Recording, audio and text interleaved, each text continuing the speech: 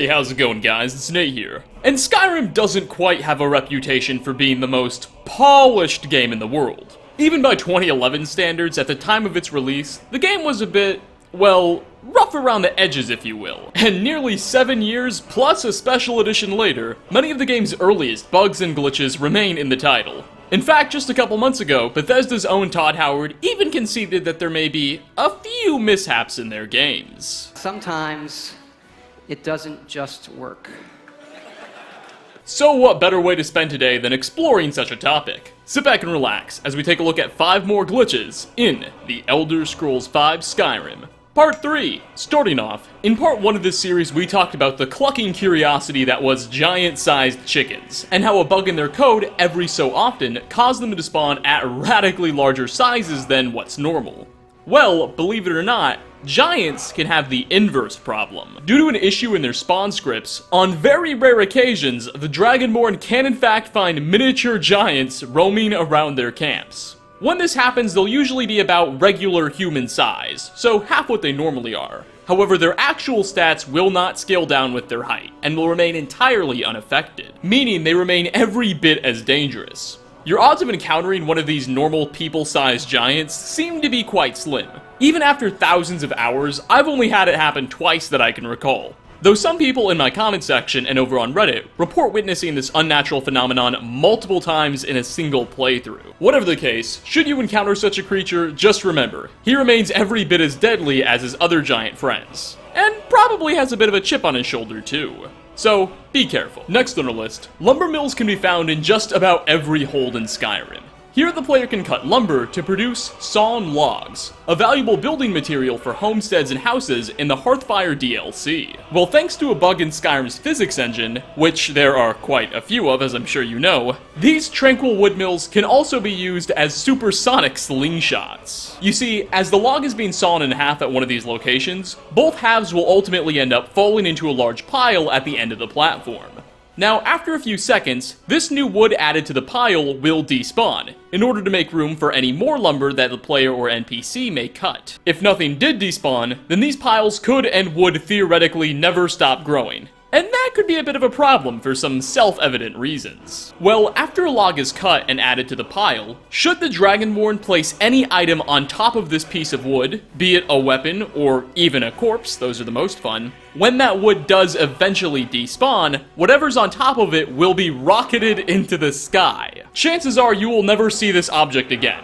So if you ever need a creative way to dispose of something, this is definitely your best bet. Now, you can even take this glitch a step further, as if you manage to die while on top of one of these logs, I recommend either poisoning yourself or just using a console command, and then proceeding to delete your most recent save game. What that does is it ensures the game does not automatically reload a save after you die. Once that log despawns under you, you'll get to witness your own character be flung into the atmosphere at insane speeds. You'll be flung out so far, it's not uncommon to end up multiple settlements or even holds away from the log mill you started at. It's quite hilarious. Elon Musk should start taking some notes. Our third spot is a classic. Couriers are the generic NPCs who take on the daunting task of delivering the player, and all of Skyrim's citizens for that matter, their mail. While in the modern day, this is a pretty normal and safe profession, in the times of Skyrim, this is anything but. Couriers are forced to navigate their way through harsh forests and bandit camps in order to make sure you get the letters you need. They'll navigate through the toughest of terrains, and somehow they have knowledge of the Dragonborn's location at all times. It's actually a little bit creepy when you think about it. But for a few unlucky, or really lucky, depending on the way you look at these kinds of things, players, couriers may occasionally arrive to deliver you your mail while wearing little to no clothes at all. Naked men delivering you orders from the Jarl is indeed very much a reality for many a Dragonborn. Only compounding the problem, if that's the way you choose to view this, I don't judge, is that after you've encountered this glitch once, chances are that it's going to repeat throughout that playthrough, as Skyrim often won't spawn in new couriers and just reuses the same one. And in this case, it'll be a courier without any clothes. Despite being arguably the most common bug on this list, I'm not entirely sure what its cause is. Generally, NPCs don't just spawn in the game without clothes. So if that's not the case, then these couriers have to somehow be losing them on their travels, and I don't know how that would happen.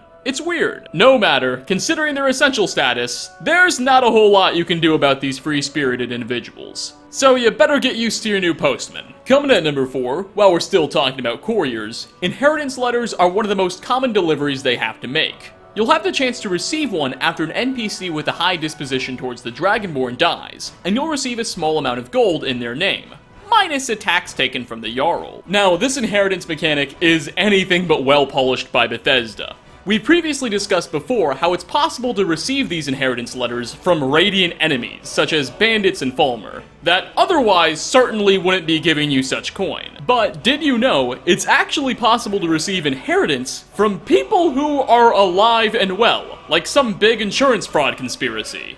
Typically, this seems to occur most often, I use that term often loosely, with essential NPCs, who went down during combat. So for instance, if you had a companion like Farkas, who was essential during a quest with you, and he went down because he took too much damage, it would later on be possible to receive inheritance from him. It's even perhaps possible to receive these letters as that companion is standing right next to you. Likewise, other players have reported, though I haven't personally been able to verify these claims, receiving inheritance letters from themselves. Almost as if they've faked their own death. This bug seems to stem from something wrong with the code, as do most bugs we encounter in Skyrim. Perhaps it's related to damage. Maybe after a player or companion takes too much damage, the game might bug out and assume they have died, when they very much have not. Though personally, I'm not entirely sure whatever the reasoning behind this one truly is. And finally, last on our list, dragons are easily among Skyrim's most intimidating foes, and they serve as the game's primary antagonists, because they want to conquer the world for some curious reason or another.